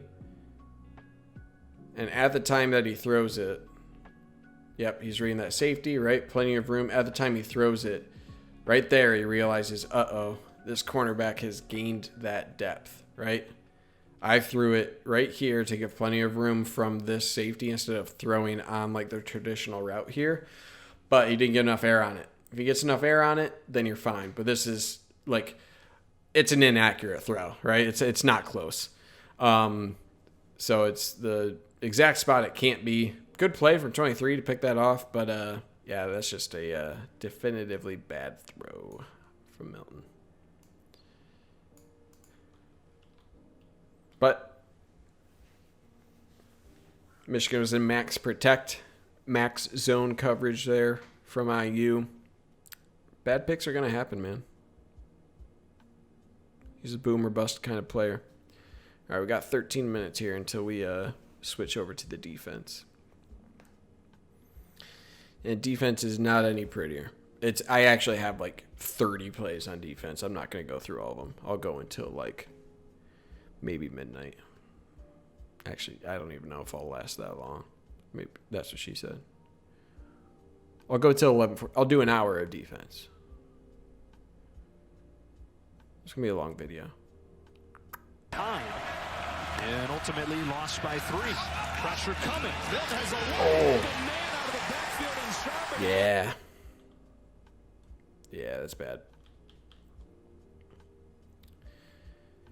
Yeah, so what do you even say about this? I won't look at the routes, really. Indiana just sends that absolute house. And they don't even, like... Well, what is it? How many you have in to protect?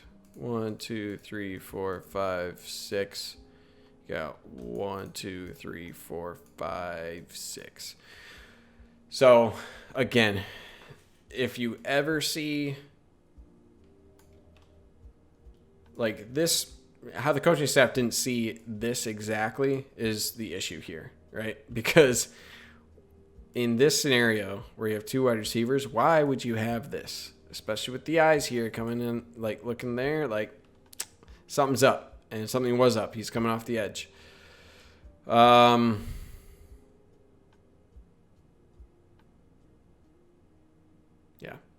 Right. There's like nothing even to say here. Really what they should have done is, I mean, again, hindsight's 2020. If they really were well like taught here, they would have Eric All checking for this. Boom. Vistardis to deal with the blitzer here, coming across here, and then boom, boom, right? That's if it were perfect. Instead, they shade 4 guys this way. That only leads 1 and 2 on this side. So that gives like boom and boom right here. And then you have these 2 guys occupied and this guy's free, right? And that's just what happens. Michigan just doesn't account for that corner blitz and you're dead. And you're lucky that this is called incomplete. Really, and Milton did recognize this late. He had Charbonnet on kind of this out and up out of the backfield. We can't tell exactly what's, like, this isn't open. This might be open, but you see this guy's shadow here. So you can see late Milton actually pointing and saying, like, yep, I'm going to throw there, but boom. So it's a well-timed blitz for Indiana. Lucky it was called incomplete. You just got to, like, how do you not prepare for that? You know, like that's something that you just have to account for playing Indiana. They put it on film. So this isn't anything new. Yeah, that was a killer. Yeah, that last play I forgot to mention. That was like Michigan was still like hanging on, right? It was 21-31. Michigan had some momentum. That pick was just like that was game over. Now you're down 17, and it's just now nothing really matters on the offensive side. By Kane Lamont, aggressive from start to finish, and coming off of the corner here and getting. Is bad. 3-man rush, right? Yeah, that's. Phew. That's just Barnhart getting, maybe a little winded there. It's a good move, right? I'm not even going to look at the routes here. It doesn't really matter. But play action, and then this is just the matchup to watch. It's a good swim move to the outside here. Nice little chop, swim, and Barnhart just gets beat. And nothing to do there. What does Barnhart do? Let's look at, does he get enough? Yeah, he doesn't get enough depth. Like he stops moving his feet right there. You can see it. He's like, okay, get some depth, and then he just kind of stops. And that gives a lane for that defensive end. That slight stop of the feet there from Barnhart gives that guy all the movement in the world. We can't see what's happening downfield, but, it's too quick of a win for that defensive end for anything to happen here. All right, that's it for the offense. The last play was going to be the interception, like really late, but that play doesn't really matter in my opinion. So let's switch over to the defense. I have some plays that are ready here that I don't have to render. Hold on, let me max the audio here, or normalize the max peak of the audio. Okay. Starts at the 26-yard line. Penix looks to throw. He's given time. Here's Ty Freifogel left alone in the flats. Makes the cut and a big gain in the first. Okay. Well, looks like they were well prepared for a defensive back blitz. So you're going to have this. You're going to have Brad Hawkins coming down here. Running back immediately IDs that, picks this up. You're going to have a guy coming on this wheel here, and then you're going to have like man-to-man coverage here, and that just leaves this huge gap to the outside, right? Who's going to cover this throw to the flats, this little swing pass? Really, all you have is Josh Ross and Wait, who's on the splits? Is this Dax Hill? Yeah, because you have Brad Hawkins over here. Sorry, this is Dax Hill. So Dax Hill is brought up or picked up on the blitz. Good blitz pickup there from the running back. Eyes for Penix goes to the safety.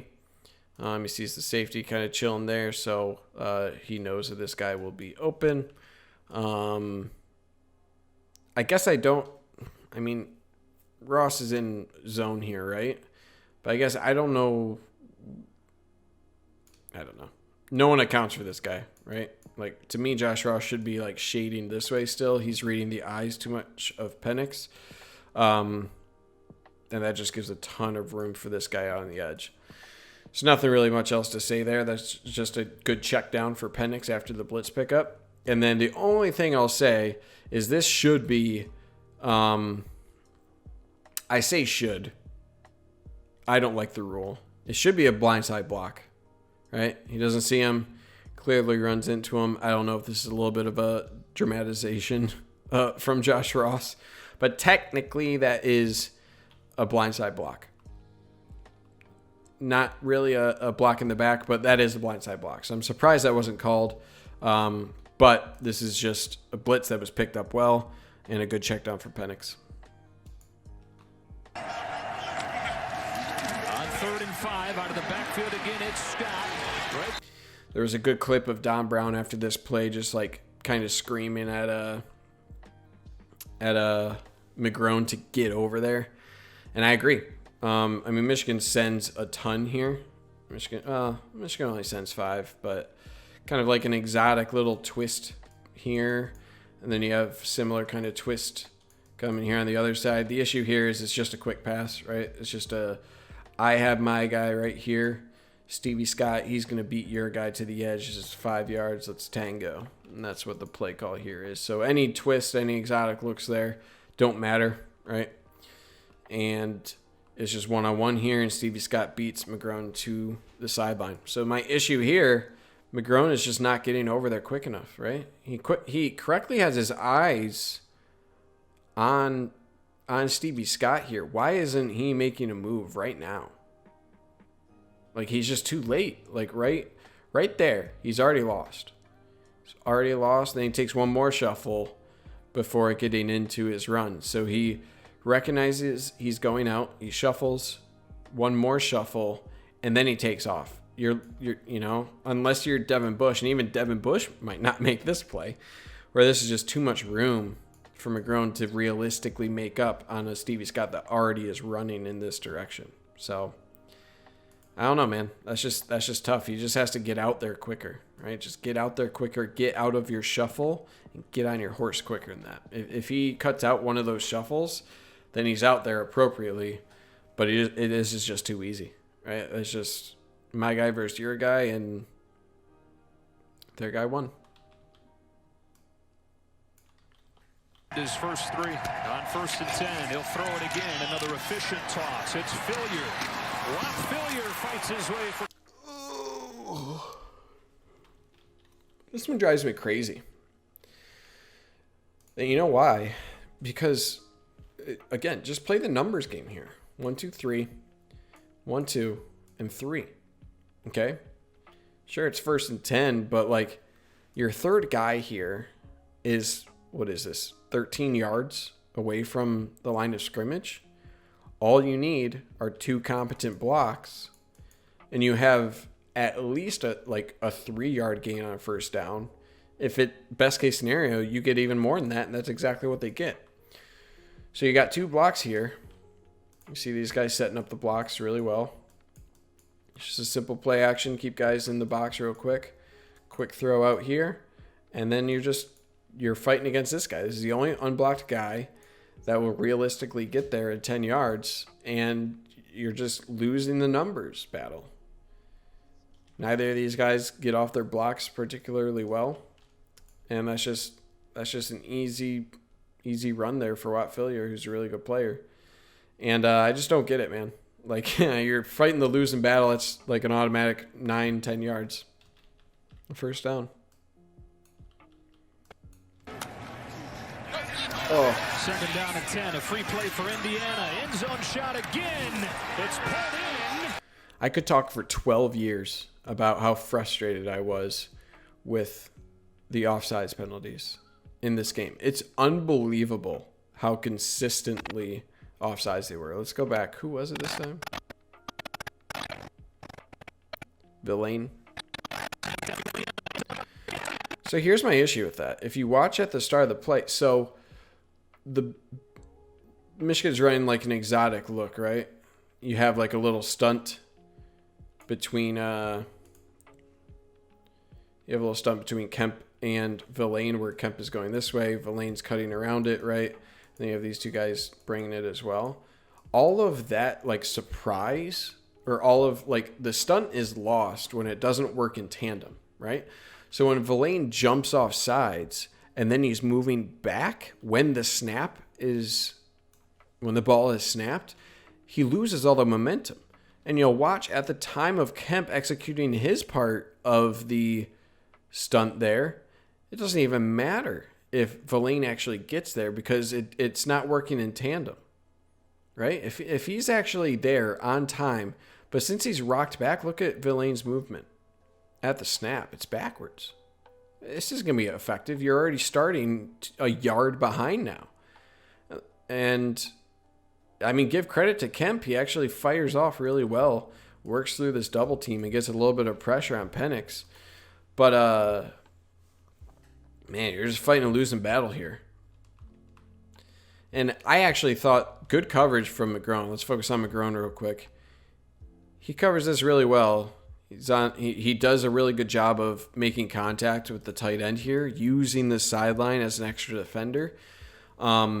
He actually steps out of bounds. You can see the pylon go down, but he does reestablish himself. You see that foot there in bounds for the tight end, and he actually makes the catch. I'm surprised this didn't go to review. I think this was an actual good catch. Let's go back to this other angle. So you see that foot, boom, he's already established. That's all you need, 1 foot. Established himself, catches the ball. Watch that right foot of that receiver, boom. Right foot down. I don't see anything else down for this tight end. I think the ball is controlled. Nothing else down here. They called it incomplete and just the penalty. I think it probably should have been called touchdown. So Michigan got fortunate this one wasn't called, but I think it very well could have been. Very next play. All right, this is the very next play. 2nd and 5. Well, they got him drawn off again. To the end zone again. Miles Marshall. And this isn't just a defensive line problem, right? That's Josh Ross, one of your veteran linebackers. And he's having the same mistake, right? And this is the 2nd play in a row. Watch the ball. I cannot stress enough how basic of an issue this is. And even if it's drilled like in practice, there needs to be more harsh punishment for this sort of behavior, not only in game but in practice as well. It's just not acceptable. So anyway, free play.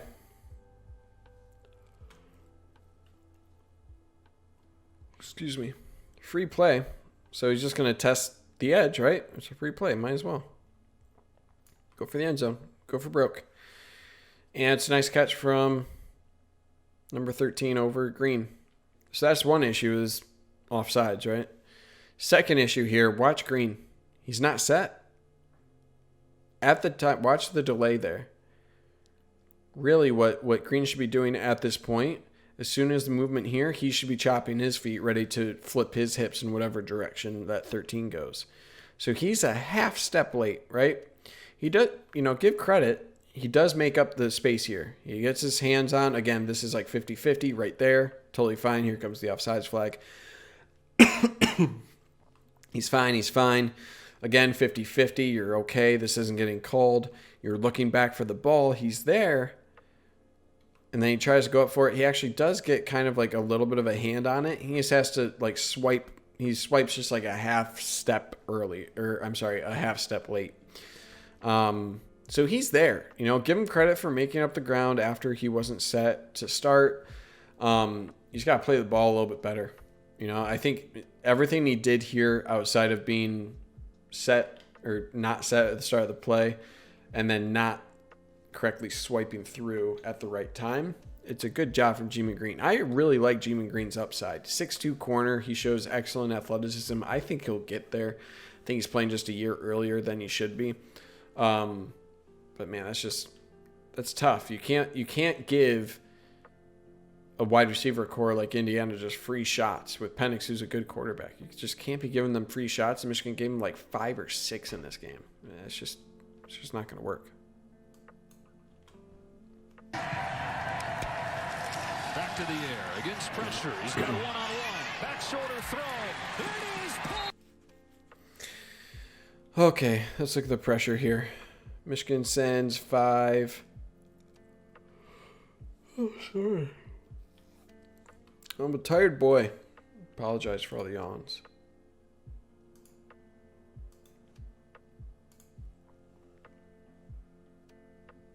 Interesting.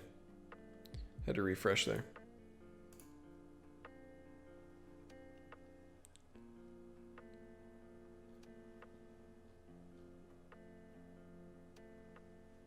Give me a second.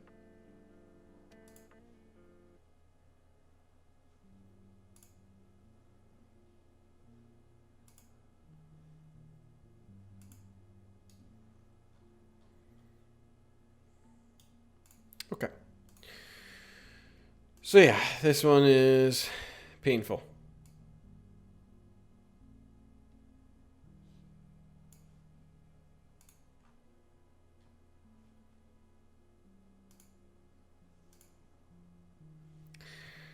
Main reason it's painful is because Pay does get home, right? You got 5 on pass rush. 1, 2, 3, blitz here, 5, Upshaw off the other edge. And Pay is getting around at, what is that, about 8? Yeah, 8-ish yards. Right here he beats the tackle. But this is just a quick throw, right? It's just a fade up at the top of your screen, drop, boom, he's getting it out. If that's a half second later, Pay is right there in his lap. He isn't, so it's, he beat the guy, right? It just happens that Penix doesn't have to read anything. He's just wait, boom. Ball's out, Pay's pass rush can't affect anything. Issue on this one is just Vincent Gray just losing his mind. This should have been called pass interference, because why is he doing this, right? It's not like he's beat like super bad right here. He's at least in position, or at least in the ballpark. Him bringing his second arm over here is mind-blowing to me. Why? Like what we saw from Green on the last play, one hand on shoulder, like right here, where the wide receiver also has a hand on his shoulder. That's not going to get called, especially when Green is looking back for the ball. 50-50, both looking at the ball, not going to get called. This is one guy looking for the ball with the other guy just hanging on for dear life, right? I don't understand it. I'm not going to claim to understand it. And he never looks back for the ball. Again, he's just not swiping at the right time either. Great catch from number 3. But it's just unacceptable. He just loses all form of his technique and just goes to grab the guy right away. I think the footwork here from Gray is pretty weak as well, where right here you can see he kind of loses him, right? Right here initially. You can see after this first move, looks like Gray is kind of like falling over a little bit. He's a little off balance. So that puts him behind right away as well. So I think he could have done a little bit better, but he's not in bad position, right? I don't know why he has to grab with both arms. If he just goes up at the right time and smacks the wide receiver in the face at the time the ball gets there, you're probably going to make the play and not get called. But him grabbing with both arms at the wide receiver's arm, I mean, that should have been called another penalty. But it's not. And the guy makes a really nice play. So give credit to the wide receiver, but it's just mind-boggling mistakes like this kind of over and over for Gray. You feel for him for these mistakes, but also it's like, come on, man. So it's tough. All right, we caught up to the plays. I have to actually render here. Give me 1 minute. I'm gonna go get another water bottle.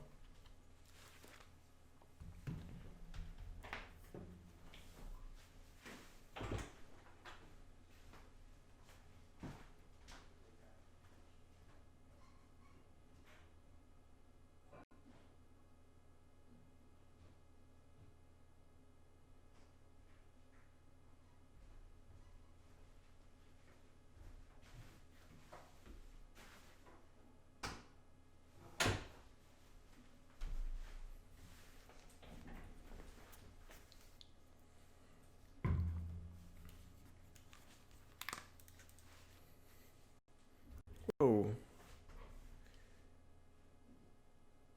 This one says like 3 minutes. What is going on? Oh, and the music cut out too. What's happening?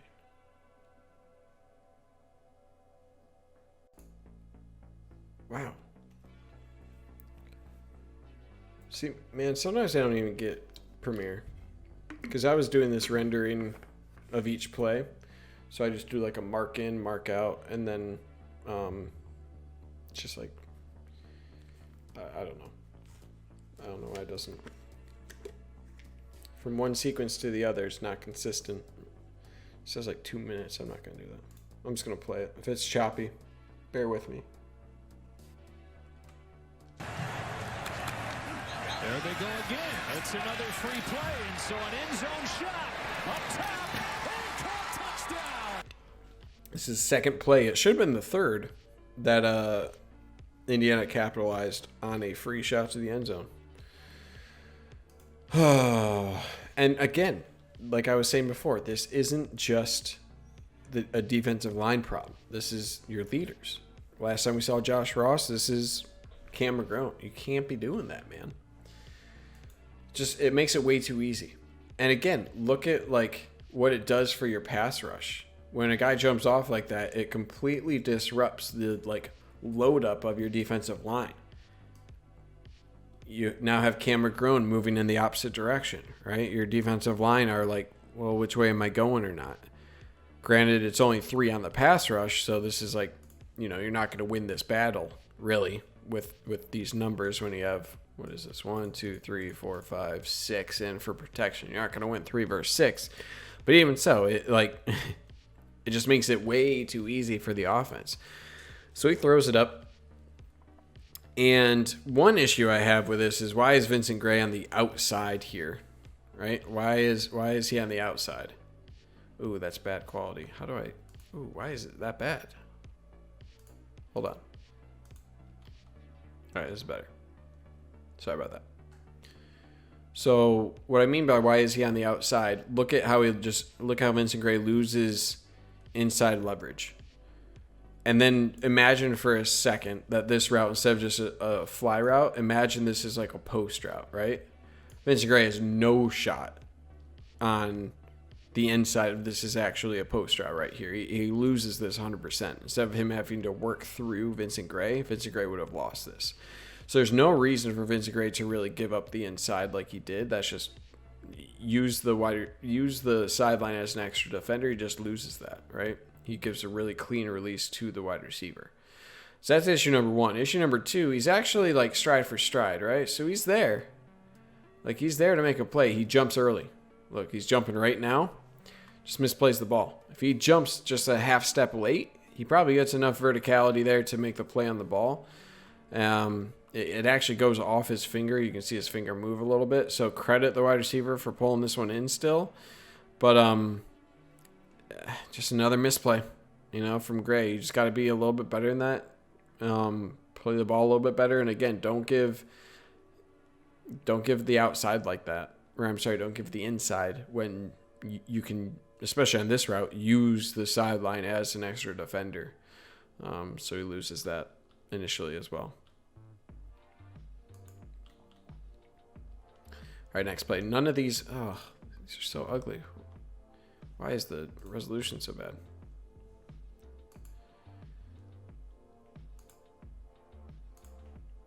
Sorry, guys.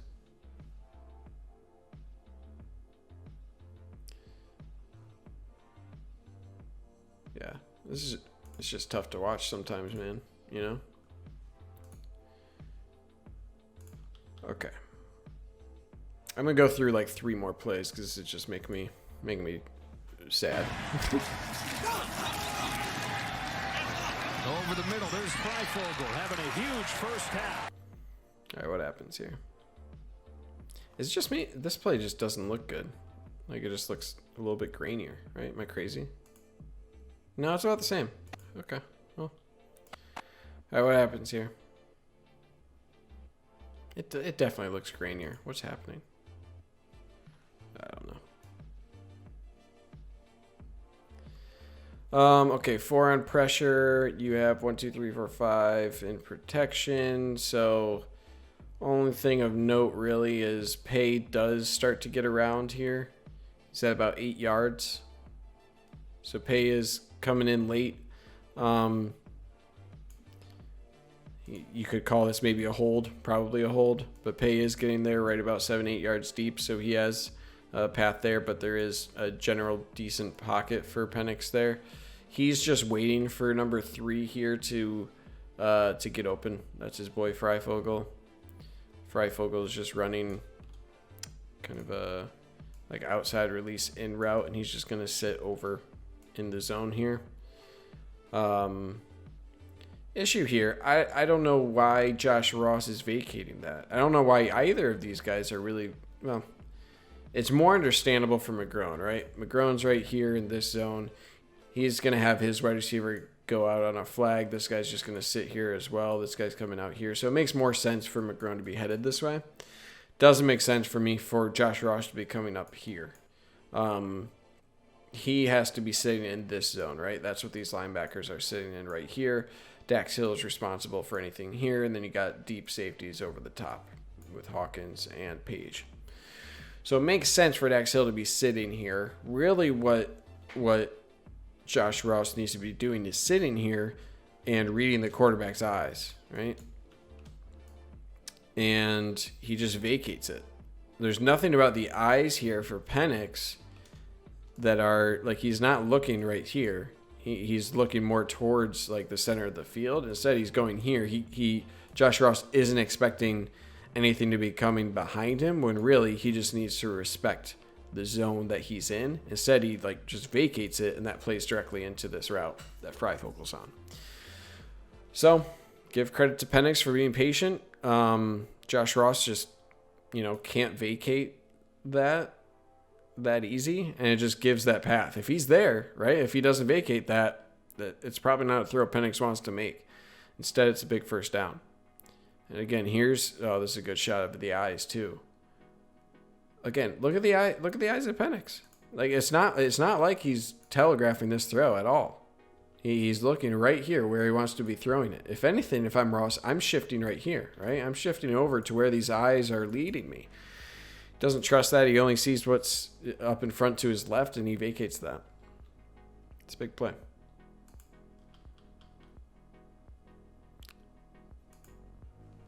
And the hard count works again. It's the 5th free play. It's in. An absolute killer.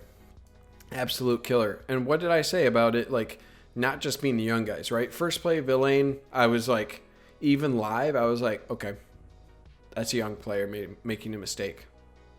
Sucks, right? Like, hate to see that, but I get it. Next play, Josh Ross. Play after that, Cam McGrone. This time, Kemp, your captain, like the guy who leads your team. Right? These are the guys making those mistakes. Unbelievable. I played football through high school, and if one guy did it twice, he's probably sitting the rest of the game. That's in high school. It probably would have happened in grade school or middle school when I played. It didn't happen. Because you watch the ball. It boggles the mind. Honestly, of everything that I've seen the past couple of weeks, past couple of years of football, this aspect of this team is unbelievably mind-boggling. I've never seen anything like it. And again, what I say about like how it affects the pass rush. Kemp was loaded up, right? Boom, I jump off sides. Oh shit, I have to come back. Both him and Upshaw are like kind of broken here, right? They're like, oh, I jumped off too much, and then they're trying to recover. That gives up the pass rush. Ball's right here. It's already being snapped. You lose any energy that you had, like you're rocking backwards. Now you have to try to get back to it, and that's just it's crazy. It just doesn't work for your pass rush. Worst part about it, you have a stunt going on here. So Kemp's supposed to go here. Upshaw's supposed to come around. With them rocking back and off time now, watch how this goes. Kemp just dives because he's off balance, because he jumped off sides, and Upshaw has nowhere to go. This is just a failed stunt that's not going to convince anybody that this is ever going to work, and Upshaw just has to barrel himself in the line here. You get a good rush here from Pay on the backside, but this gives all the room in the world for Penix to roll out this way. And that's all created by that offsides penalty, right? That's all that is.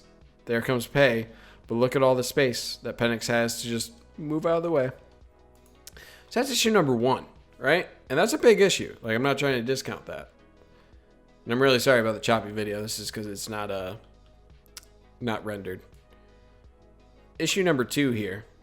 Again, there's your jump off sides. There's the tunneling Kemp there that allows Penix to shift. Here's the other issue. Why? And this is called pass interference. And remember, this is 3rd and 12. So this isn't nothing. Why is Brad Hawkins doing this? Or I'm sorry, not Brad Hawkins. Why is G-Man Green doing this? He doesn't... Okay. Imagine he didn't have this arm here. Nothing's getting called. He's perfect here. He has his hand closest to the wide receiver on his hip, running stride for stride.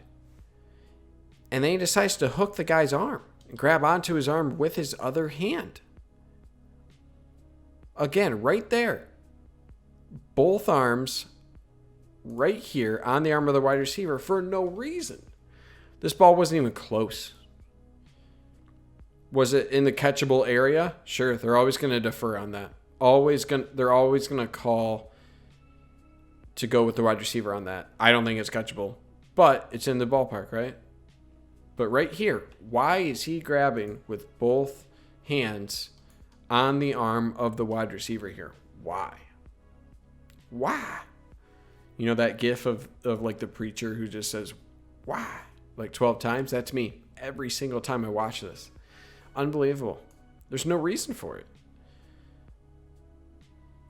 it. So it goes from not only an offsides giving a free shot, but an otherwise well-defended pass just erased. Because he's in good position. I got to move on. I'm going to go crazy. All right, 2 more plays.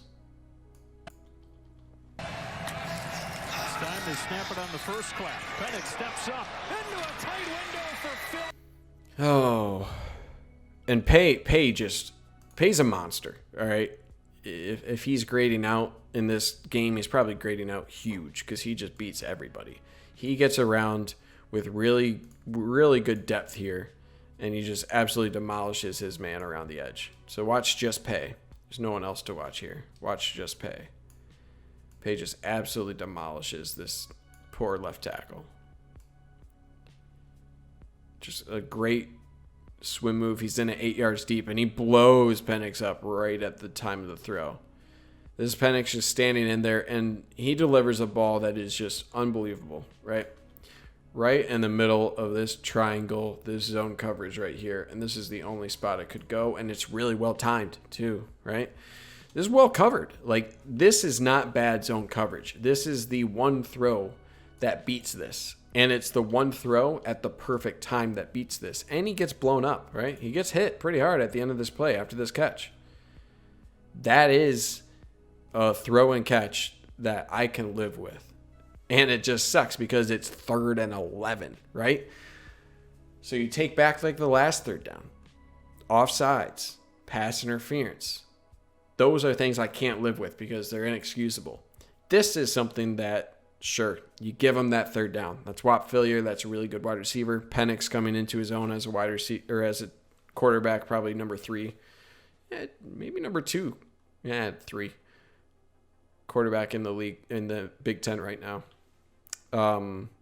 But yeah, watch Penix just get absolutely demolished here. Boom. He gets hit. And this is just exactly where that throw has to be at the perfect time. Good hit from Hawkins coming up. Good hit from McGrone. Give credit to Phillier there. All right, last one. Oh, my God. I don't think this one is actually called. Works again. Oh, it was. That was Villain again. Hard count works again. Unbelievable. Penix again finds the window, taking advantage. So remember of our cover 2. Again, this is 6 on 4, so 6 in on pass protection against 4. Nothing really gets there. Plus, it's a quick throw. It's an easy shot. So remember that throw that Milton missed, like the cover 2 beater, right? Where you have this guy here, safety over top, and you're throwing this kind of fly route here, and you have this zone, the cover 2 hole. This is the appropriately thrown ball for Phillier. So it's a free shot. He takes it, and he throws it on a rope, right? There's not a whole lot of loft on that ball if you compare that to the ball from Milton, the first play or third play that we covered. But it's just over the arm of G-Man Green. G-Man Green has decent depth here. This is the right spot for G-Man Green. He's doing well here. This is just a better thrown ball than the coverage that Michigan's in. Safety coming down, appropriate for Brad Hawkins as well. This is just an offense executing better than the defense. And there are certain plays that will just beat your defense. This is one of those, and it's well executed. Good timing. Again, lights up the wide receiver. That's the best you can do in this case. I'm more upset with just giving the free shot there. You're just giving them a free shot, and this is what, the 4th or 5th play we've covered. There was an additional 1 or 2 more, and that's why I'm going to call it a night, because I just can't watch it. I can't do it. All right. So, thanks for watching. Thanks for stopping by. I'm hoping to get a little bit more structured episodes next week. This was just because of a project I was working on for most of this week leading up to today. But check out Maize and Brew for this full episode. It'll probably be up on the YouTube channel. I'll probably just upload this entire thing. Check out the hockey video that'll come out tomorrow as well. Subscribe to the YouTube channel if you haven't already. Follow me on Twitter at Steven Toski. And besides that, beat Wisconsin. Please. I don't want to be 1-3 as a Michigan fan. But anyways, guys, thanks for stopping by. Thanks for those participating in the chat. Hope we can do it again. And, yeah, go Blue.